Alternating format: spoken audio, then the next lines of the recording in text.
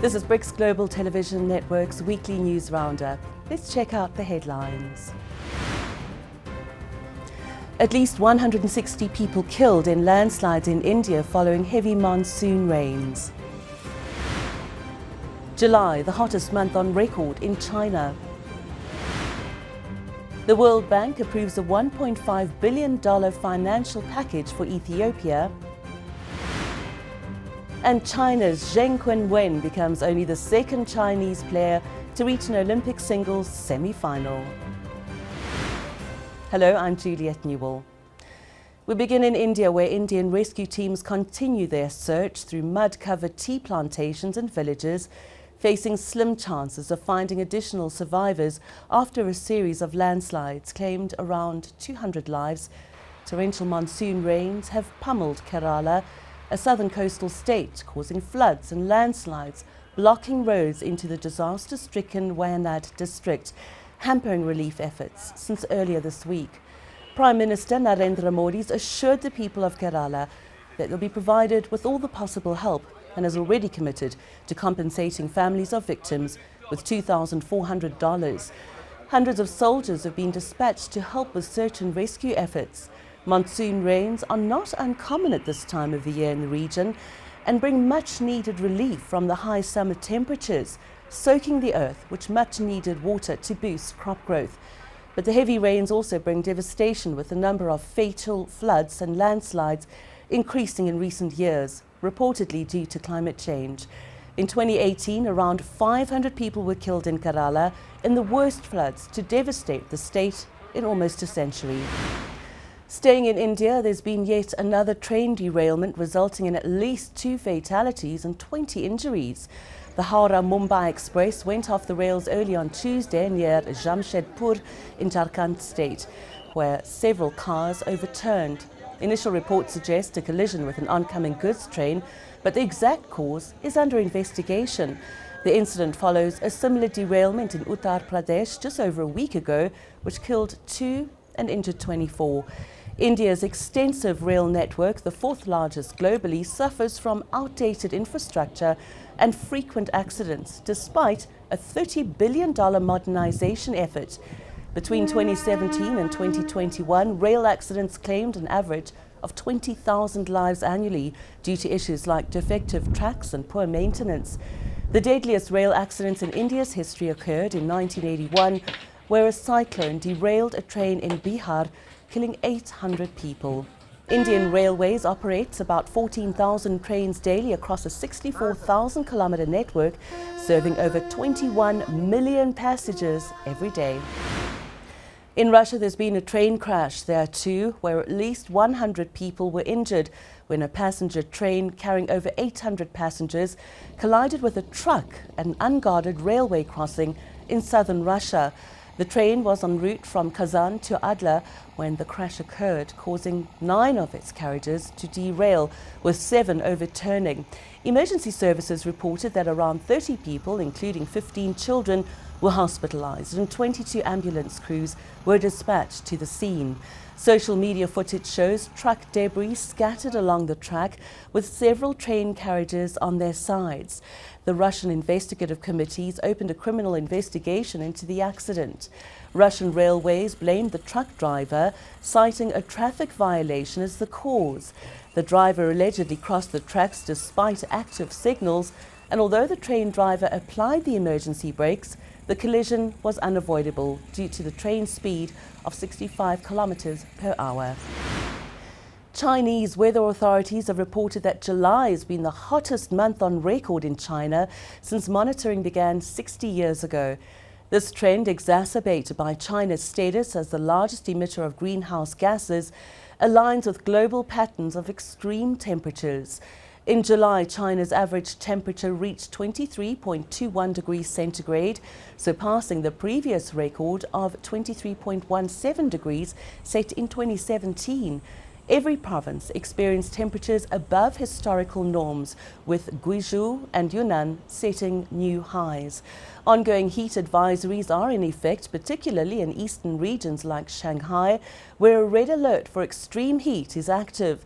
Hangzhou could see temperatures of 43 degrees centigrade on Saturday, potentially setting a new record, while the Yangtze River region is expected to stay above 30 degrees. Despite China's pledge to peak carbon emissions by 2030 and achieve net zero by 2060, its historical reliance on coal has intensified extreme weather. Recently, China's emerged as a leader in renewable energy, building nearly double the wind and solar capacity of other nations combined.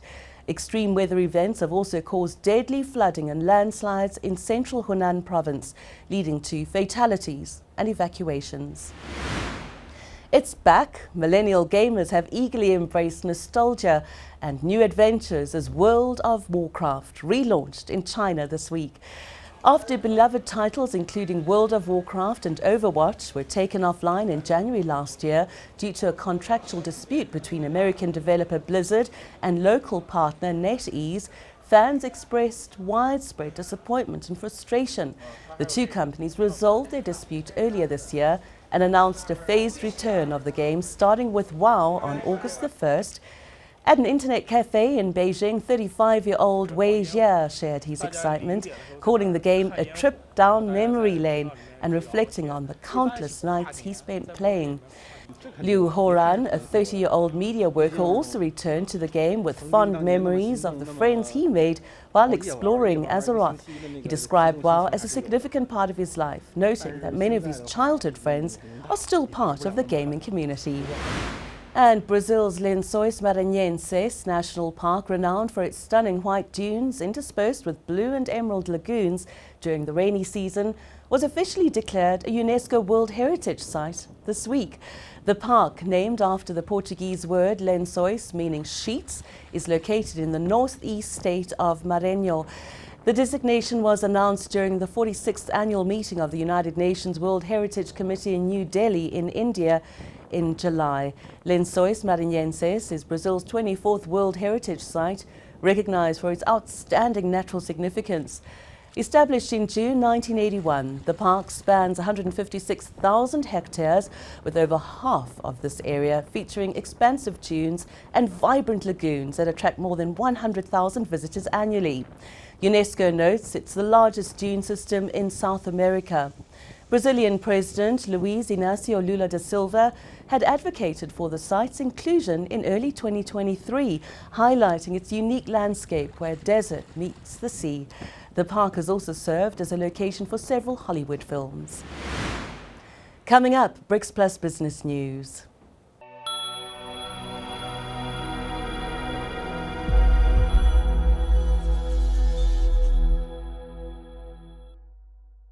Coming soon on BRICS Global Television. What was your moment in prison when you were like, I don't want to do this anymore? I was 21 years old when I took my first life in prison. I had one star on my shoulder. By the age of 25, I became the first star general of the 28s, meaning that I had 4 stars on both my shoulders. I had taken 8 people's lives.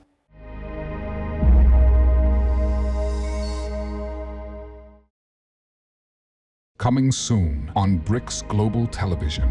I remember being in the stadium, going into the stadium, and then there were kids outside asking for our autograph and things like that. And they really believed that we were these superhuman characters, that we just used the wheelchair to get around, hidden superpowers kind of thing.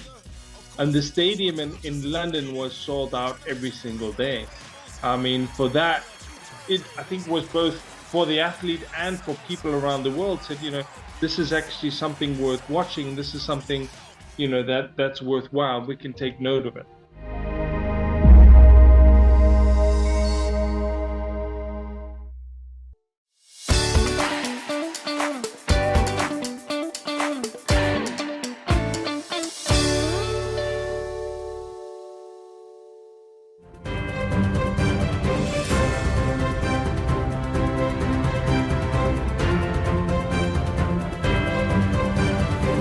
In BRICS Plus business news.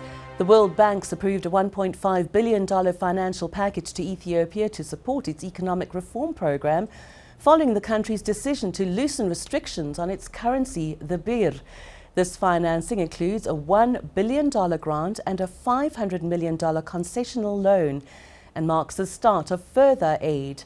The funds aim to bolster Ethiopia's efforts to reduce poverty and foster sustainable private sector-led growth, while shielding vulnerable populations from economic adjustments costs. The IMF has also approved a $3.4 billion loan program with $1 billion disbursement immediately. The country is grappling with severe inflation, $28 billion in external debts worth, and a shortage of foreign reserves has faced numerous challenges, including conflicts and climate impacts. Prime Minister Abiy Ahmed's 2018 reform promises have seen slow progress, and Ethiopia's credit rating was downgraded to partial default last December. In South Africa, French energy giant Total Energies has decided to withdraw from 2 offshore gas fields in the country, saying they're not economically viable. BGTN business anchor Lorette Morgan has more. Total Energies holds a 45% stake in a block off South Africa's southern coast where the Brulpadda and Luiperd fields were discovered. Now, the block covers 19,000 square kilometres and is situated 175 kilometres off the south coast of the country. According to Total, these fields could not be commercially developed for the South African market due to the challenge of economically exploiting and monetising the gas discoveries. It gets worse.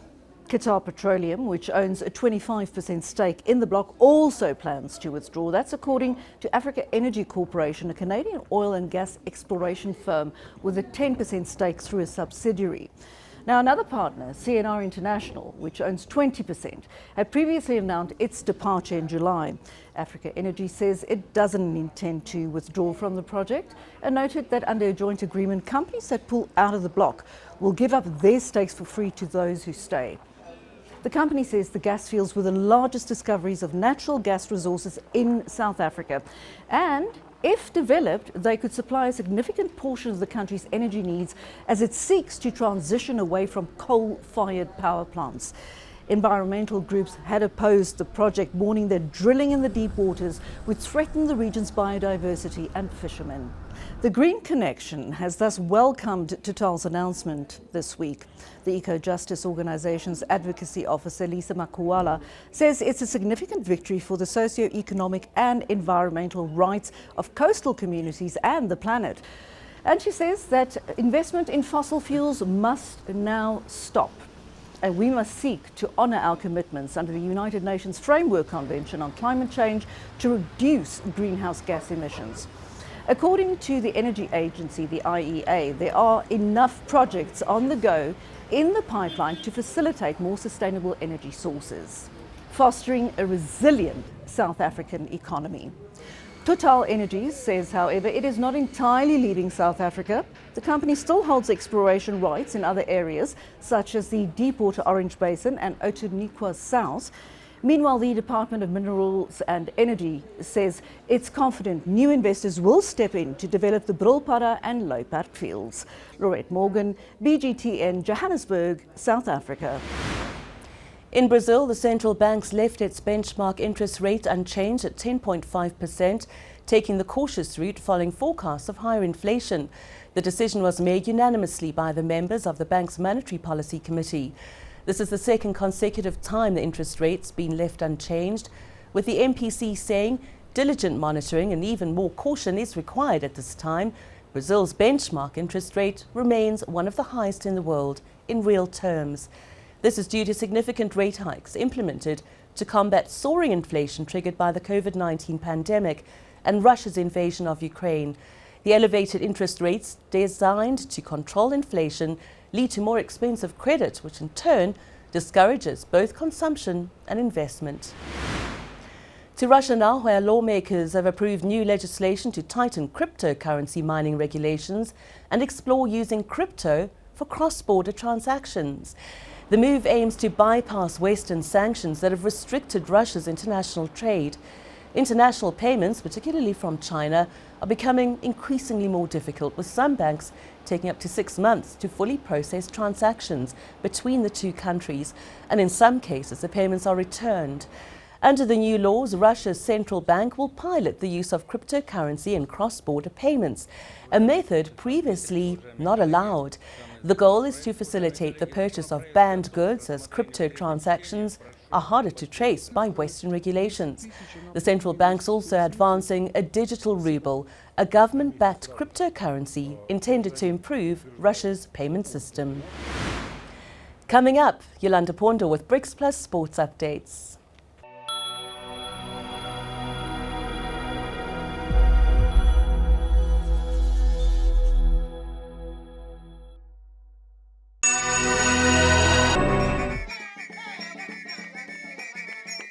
For many, dance in Africa is a rich cultural expression, serving various purposes like entertainment and religious rituals. However, over thousands of years, dance in Africa has been used as a secret way to communicate, sometimes during birth and death, frequently to each other, and at times directly to the gods.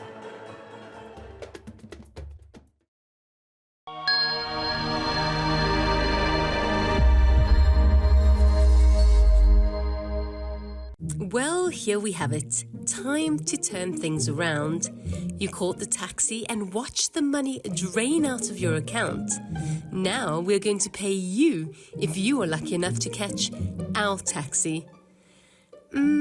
Small problem. You've got to know a few things about BRICS. No, not the stuff you build your house with. Welcome to the BRICS on Wheels show.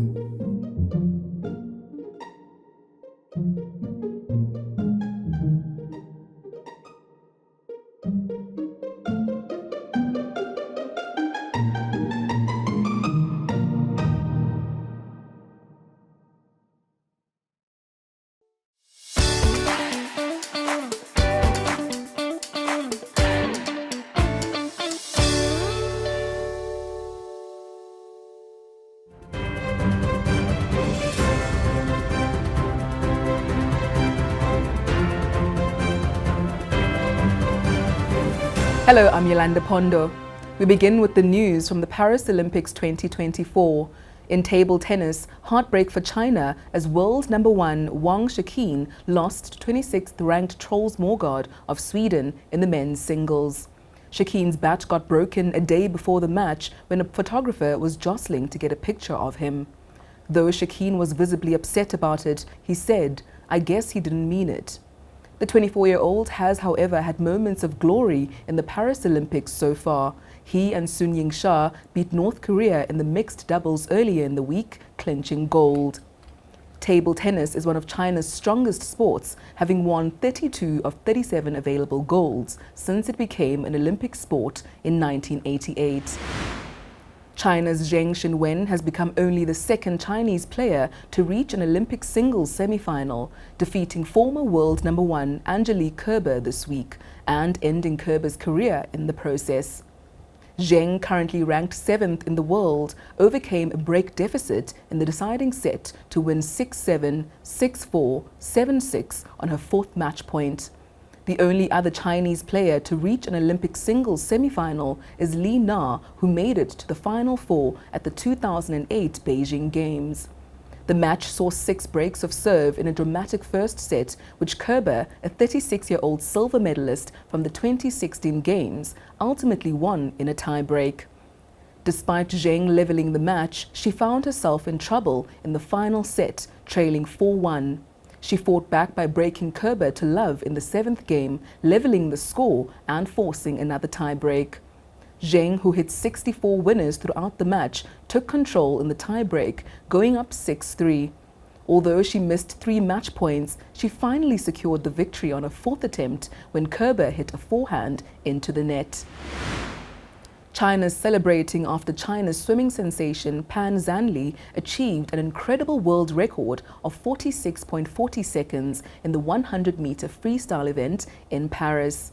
But Australia is having none of it, with swimming coach Brett Hawke questioning the validity of the win. Hawk, a former Olympian and mentor to Brazil's Cesar Cielo, who first broke the 47-second barrier, called the time not humanly possible. Pan won Olympic gold by a body length on Wednesday, though he had barely qualified for the semi-finals with a time of 48.40 seconds the previous day. Hawk voiced his concerns in an Instagram video, doubting Pan's ability to surpass top swimmers like Kyle Chalmers, David Popovich and Jack Alexey so dramatically. This controversy follows reports of 23 Chinese swimmers testing positive for the banned substance trimetazidine, although Pan was not among them. Despite these issues, Pan, who has had no positive tests in 29 screenings last year, remains confident. Chalmers and fellow Australian swimmer Cameron McAvoy have both defended Pan's performance and praised his technique. A look now at the medal standings for BRICS Plus countries participating in the Paris Olympic Games. China has 9 gold, 7 silver and 3 bronze. That's 19 in total. One of those golds belongs to Pan Zanle, who broke his own record to win the men's 100-meter freestyle. South Africa has 3 medals, 2 bronze and a gold for Tatiana Smith's stunning performance in the women's 100-meter breaststroke.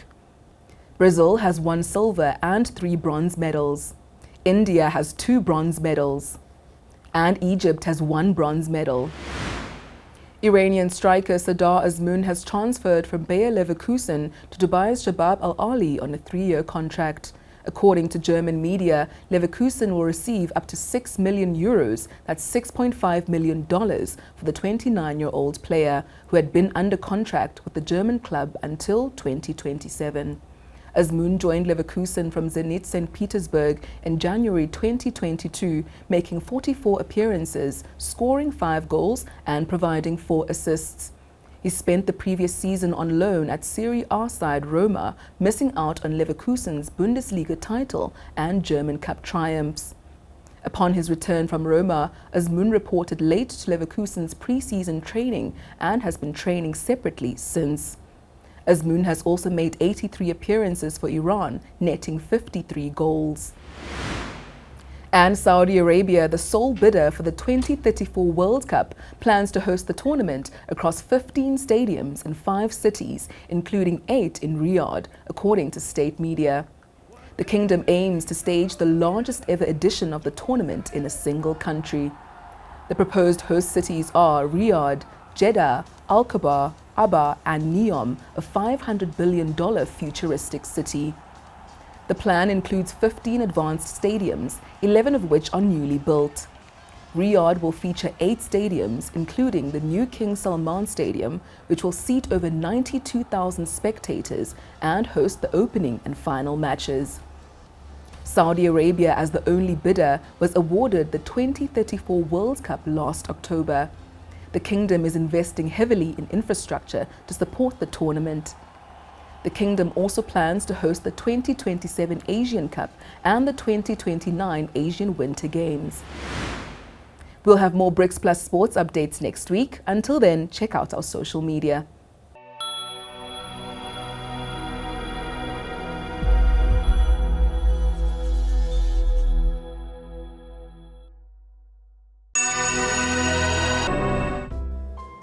The Art of Africa goes jazz.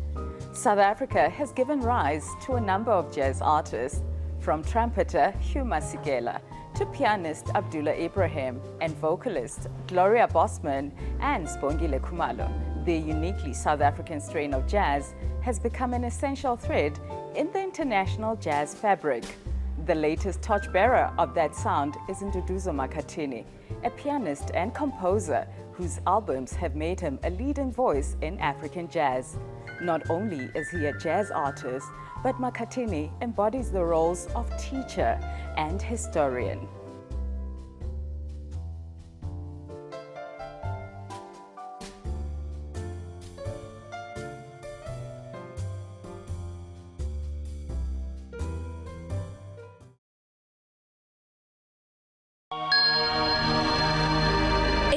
Gangster Museum and Township Tours takes us on a transformative journey alongside reformed gangsters, showcasing the remarkable evolution from purveyors of drugs and violence to architects of captivating tourist attraction. We're primarily focused on alleviating gangsterism, so we take people around the townships.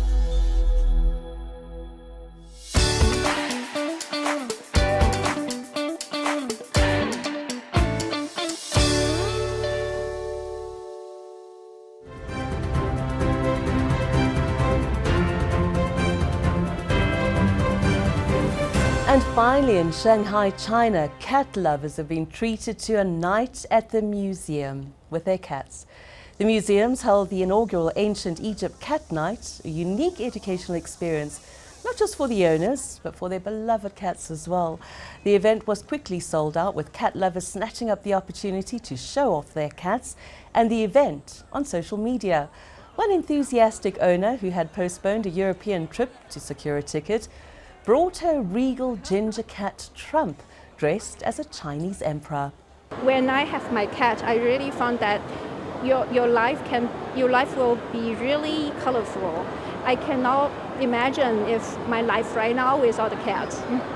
Yeah, so I really can have the same feeling why Egypt person they value cat in such a level. China's pet population surged to over 120 million in 2023, with cats being the most popular. This trend is driven by younger generations who view their pets as a less costly alternative to having children. Shanghai Museum is capitalizing on this trend with Saturday's event, the first of 10 planned cat nights designed to attract feline enthusiasts. Upon arrival, cats were checked for vaccination and insurance records before being placed in specially designed kitten-eared prams. I think cats have always been humans' good friends, right? Now young people are under great pressure. Cats help us relieve a lot of mental pressure. So I think on this point, it's probably the same as in ancient times. The event featured a section dedicated to Saqqara, a historic necropolis where recent discoveries include dozens of cat mummies. Feline influencers, including Fifi's white cat, Sticky Rice, were also in attendance. Despite the historical significance of the exhibition, many of the cats seemed indifferent, with Sticky Rice appearing unimpressed by the ancient artifacts. And that's a wrap of this week's news. We'll be back again next week with more news from BRICS Plus countries. Until then, check out our website and social media for updates.